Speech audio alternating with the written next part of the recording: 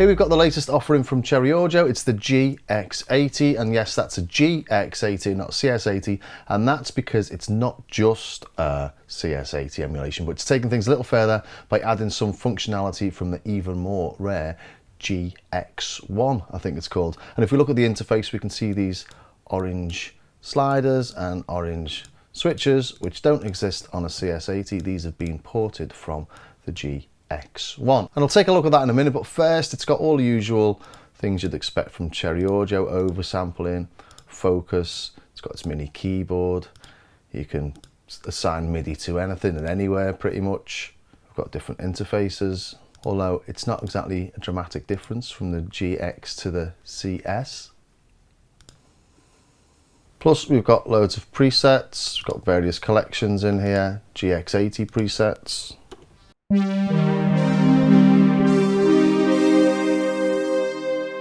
And some from your favourite sound designers like James Dyson.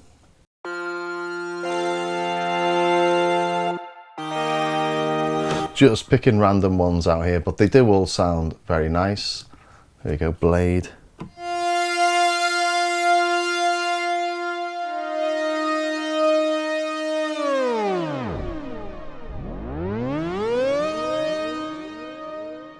The ribbon controller obviously, and we've got resizing, so this is a 27-inch screen, is it? 27-inch max screen. Fills it up nicely, absolutely huge, very cool. But I'm not going to demo any more of them. You can download the demo and have a play yourself. What I thought I'd do here is run through how this thing works, because the CS-80 is quite unique and may throw up some surprises, or definitely will throw up some moments of head scratching if you don't know what you're doing. But hopefully this will get you started enough to be able to understand what's going on in a preset, so you can confidently edit them or start them from scratch yourself. And part of the joy of doing anything like this, I always think, is the fact that we're playing around with something that was essentially designed in the 1970s. So you've got all those limitations, all that quirkiness, and it helps you create sounds that you might have used, or people might have used them. So if you're doing 80s style tracks, synthwave tracks, whether that be pop music, electro, or soundtracks even, you've only got access to similar tools, which is quite cool. Anyway, we'll start off by just taking a quick look at the interface here. We've got basically two oscillators, but each oscillator is a complete monosynth in itself. I'll look at that in a second. Then we've got some effects on the top left, followed by a ring modulator. The sub oscillator is actually an LFO, the function. Don't know why it's called function, but it's actually the waveforms. Feet down here is different tunings, not just octaves, we have intervals as well. Detune, and we've got tone selector for the original tones. Blend between the top and the bottom panel, or the top and the bottom oscillator I should say. We've got control of the overall tone.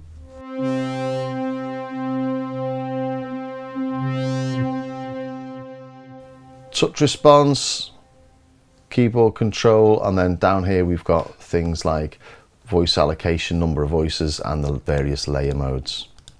And plus on the bottom left hand side we turn the effects on and off. When I first got this, I was trying to figure out why the effects weren't working, and I just needed to turn them on or off. When they're off, they're blacked out.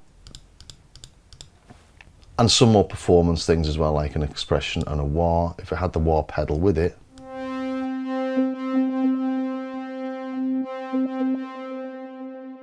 Just to keep a little bit of authenticity in there. And then sustain modes and stuff, won't really go into that. But I think really the big thing about this is how these oscillators work. So let's look at that first. And as I say, these are like a monosynth on their own. So each layer will have two monosynths. Let's just put it on one at the minute. If we go down here, we've got single or dual, and we can look at the lower or the upper. So we've got voices 3 and 4 there as well. Let's just load in. I've just made myself a little initial preset. Simple sawtooth, nice place to start.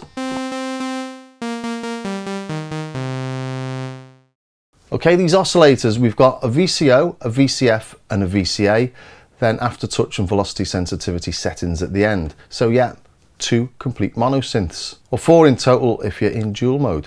I'm going to start off with the oscillators, and here we've got 6 different sound sources. We've got sawtooth, on or off, a square, on or off. That's actually a pulse because you can change the pulse width. And you can modulate that pulse width with its own LFO.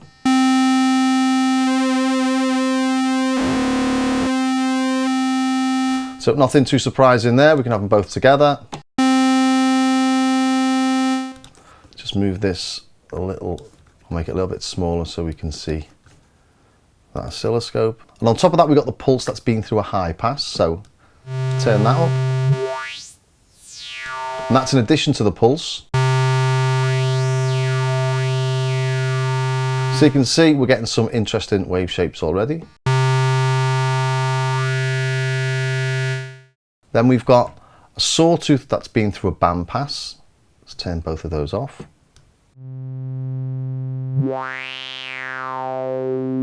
Plus we've got a triangle, that's an octave higher.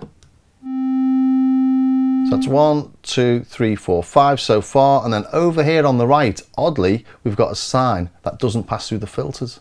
So we've got a 6th sound source, or the 6th wave shape. When we start adding all these together, we start getting some really interesting looking wave shapes.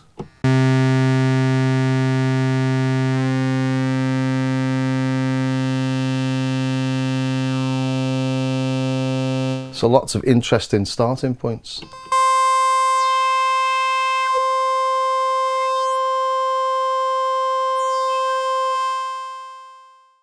Plus we've got noise.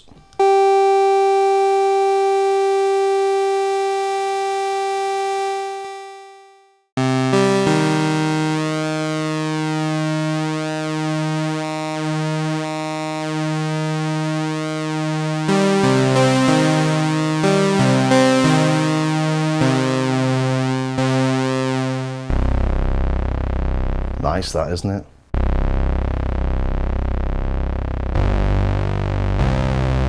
Let's put that into mono mode down here.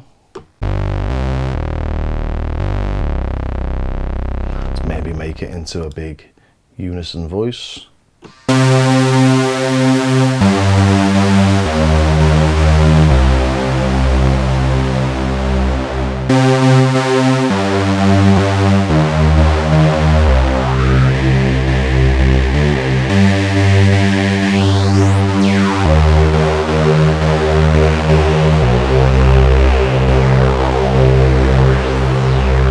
Really nice that, isn't it? You can really get some nice tones from those high pass and band pass sounds without taking any of the weight out of it.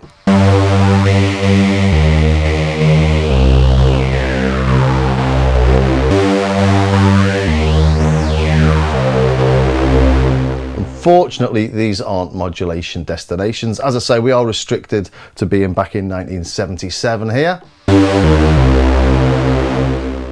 Pretty cool starting place though, I think you'd agree. Let's take all these down and just stick with the sawtooth for now.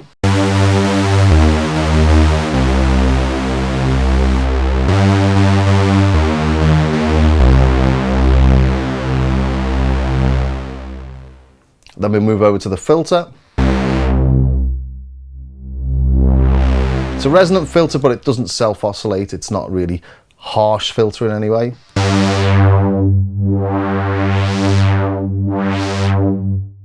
And we've got a GX filter type as well.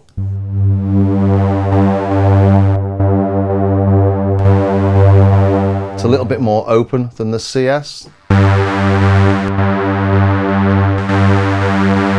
which is a nice little addition. Plus we've got a high pass, and that's resonant as well.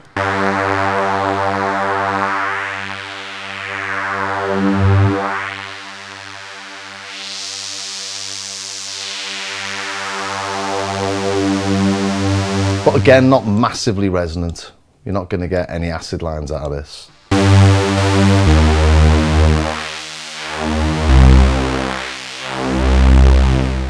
And that brings me over now to the envelope, the filter envelope, which is really quite strange the way it works.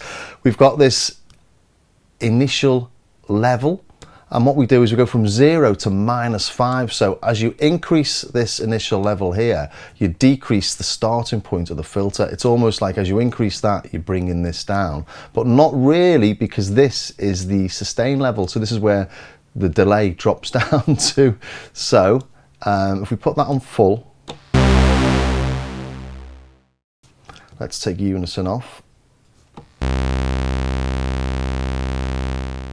Now we'll bring in some initial amount. So this is dropping, it's not bringing anything in, it's dropping the starting point from here. So it should, let's put an attack on, long attack, and it should build in now. There we go.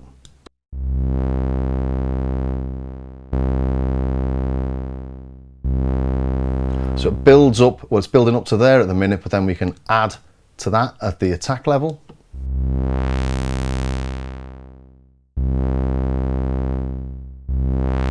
So the attack level is above the low pass setting and the initial level is below it. Same effect as a normal ADSR,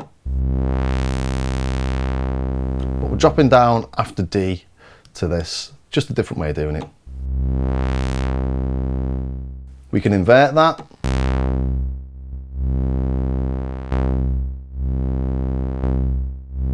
Which you can't do on the CS-80, hence it being orange. And that's the filter. I've got filter level, but that's in the VCA section. So yeah, quite nice. We've got a high pass, a low pass, both resonant, but don't forget we've also got the high pass on this pulse over here, and we've got the band pass on the sawtooth as well. So a fair bit going on. Let's do a sort of synthy style tone, shall we?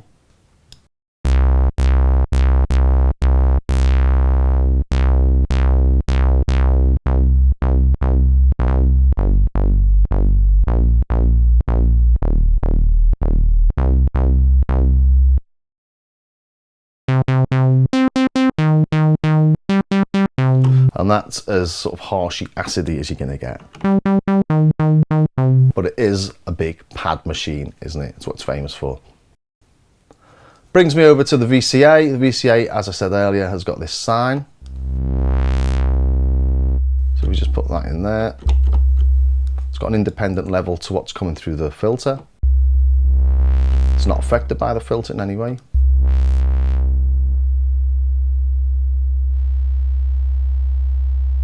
This isn't doing anything. It's not a sub, it's at the same pitch as the pulse and the sawtooth. And then we've got a standard ADSR. Also on the amplifier, we've got pan. So as you've got 4 voices, you could pan them all over the place. Let's bring the second voice in.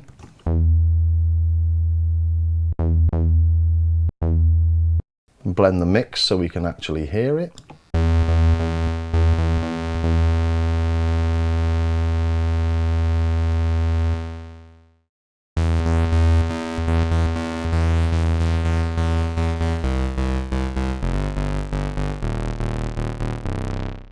Nice, and there's no effects on that. Let's just slightly detune.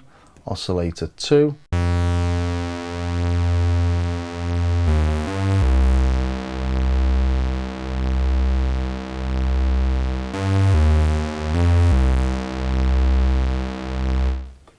Then we could bring in 3 and 4 as well. So dual mode, layer 3 and 4, blend them about the same. On the panel, we're looking at 3 and 4 at the minute, so let's bring those up an octave.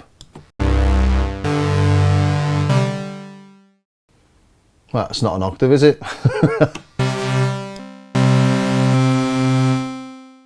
Like a church organ, actually, isn't it? And in fact, these were called ranks on the original CS-80, each of the oscillators, and that's like a rank in a cathedral organ or a pipe organ, where a bank of similar looking pipes are called a rank. A bit of trivia.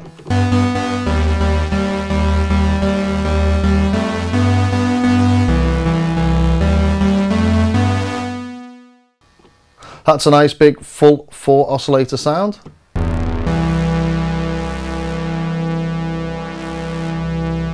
The brilliance and resonance that I'm using there are only affecting 1 and 2. I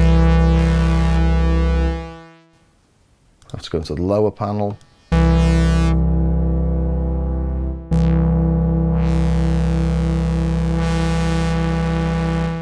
It's a shame you can't have overall control of that for all 4 voices. Okay, let's look at the touch response on the right hand side. You'll notice there that we don't get any drop in level when we bring the resonance up actually. I should have mentioned earlier. Okay, brilliance and level on the initial, so this is the velocity.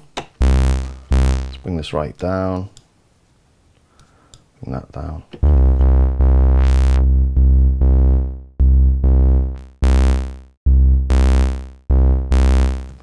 I'm hitting that a bit harder. And then let's try that with the aftertouch. It does have polyphonic aftertouch. If I'm playing this on a hydrosynth. Let's make it polyphonic in order to play some polyphonic aftertouch. And what I did there was I played the low note, then the high one, then the middle one, and no matter which key I play, it's the final key that I played that has the aftertouch effect. There I'm modulating with the highest key, but it's modulating the middle note. Or with the lowest key, it's still modulating the middle note. Interesting. So yeah, I think that covers the oscillators actually. And each of these is identical on all 4 voices, and as I say, you can have 2 completely different tones. So let's just take that down just because it's annoying me because I'm a bit rubbish at doing it. So on 2 we shall have something that builds in nice and slowly, shall we, with, I don't know, a bit of PWM.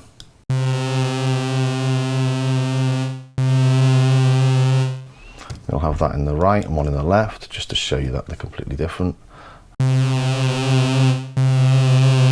Let's have this one a little bit more electronic sounding.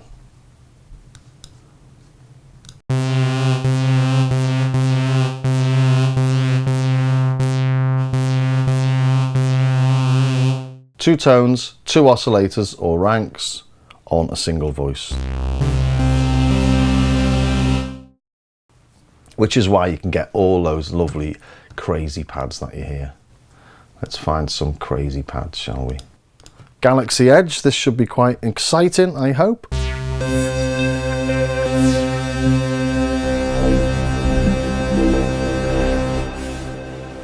And did I see one called God Particle there? Yeah.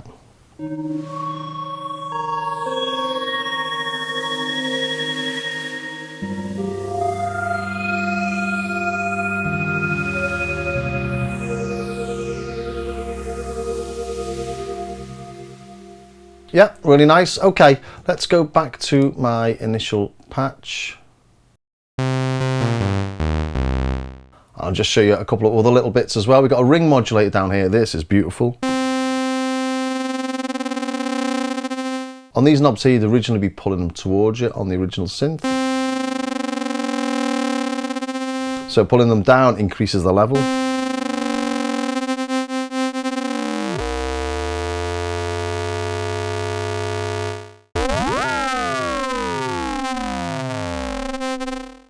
And when you see Vangelis playing this, he uses this all the time. We've got a separate little envelope on this for attack and decay. So if we turn those down, and then turn them up. It's a bit too long. I'll turn it up to start with maybe. So add the attack and decay.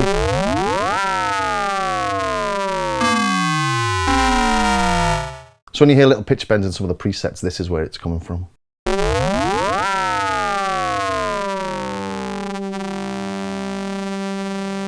And this sub oscillator here is actually an LFO. Let's make this a bit bigger now. Mod wheel on or off. If the mod wheel's off, you'll always get modulation. Let's modulate the oscillator. Filter.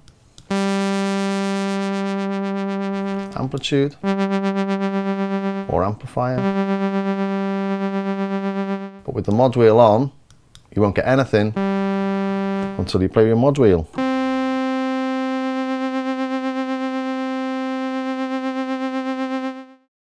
Functions are just the wave shapes. And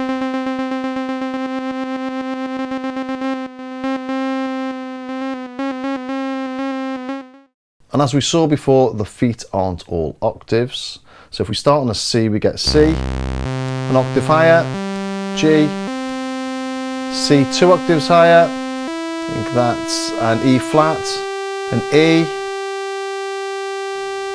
G flat, C.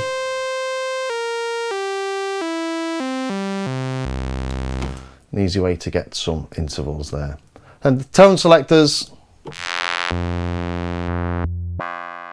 these are all the original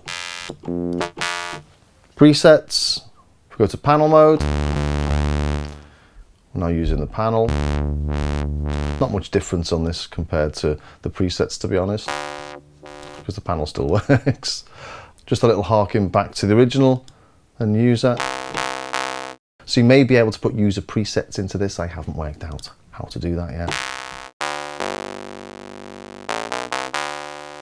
The touch response for the LFO. Then we've got keyboard as a modulation source for the filter and for the amplifier. So brilliance, low and high. Low notes, low brilliance, high notes, high brilliance. Do the same with the volume. Very quiet down there, nice and loud up there. Then the layer level. Don't forget we've got 2 layers, upper and lower. Finally, should we take a quick look at the effects? I said earlier that they don't work unless you actually turn them on, which is quite useful to know. Just go back to that. Listening to the chorus first.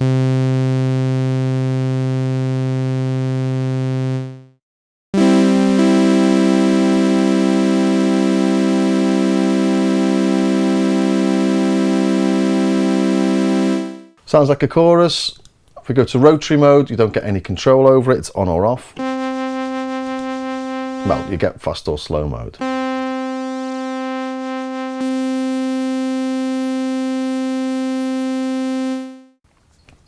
Flange or phase, let's turn the rotary off. Everything here is really obvious.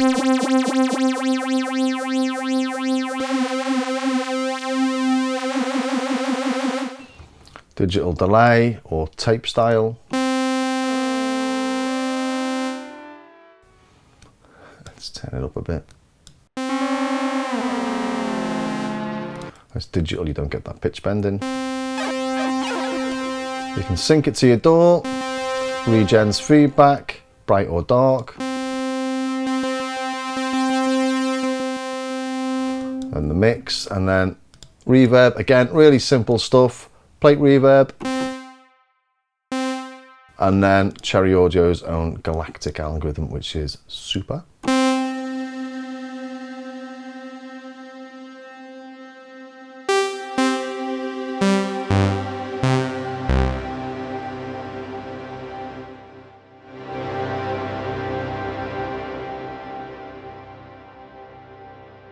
So there you go, that's how you use it. Trying to squish that into 10 minutes. We'll see how we get on when I come to edit this, if I've got to chop too much out or not. But I do hope you enjoyed that. It really is a fun little thing to play. I do like the fact that you're restricted to all the limitations of something back in the 70s. It makes you think about things in different ways. I really like the originality on the way that you produce the initial waveforms, especially these things from the GX-1. I've never seen that before, and that's quite something else, that is.